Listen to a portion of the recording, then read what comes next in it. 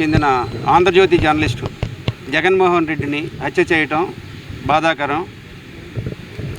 హత్య చేసిన నిందితులను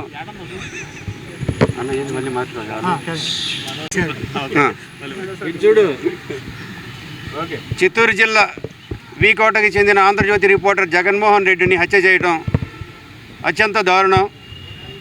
హత్య చేసిన నిందితులను వెంటనే అరెస్ట్ చేసి కఠినంగా శిక్షించాలని డిమాండ్ చేస్తున్నాం.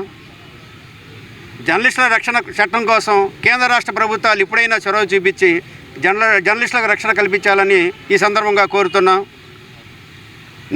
నిందితులను వెంటనే శిక్ష పడే విధంగా ప్రభుత్వం చర్యలు తీసుకుంటేనే ఇలాంటి ఘటనలు మరలా పునరావృతం కాకుండా ఉంటాయి కనుక ప్రభుత్వం చొరవ తీసుకొని వెంటనే వారిని శిక్షించాలి.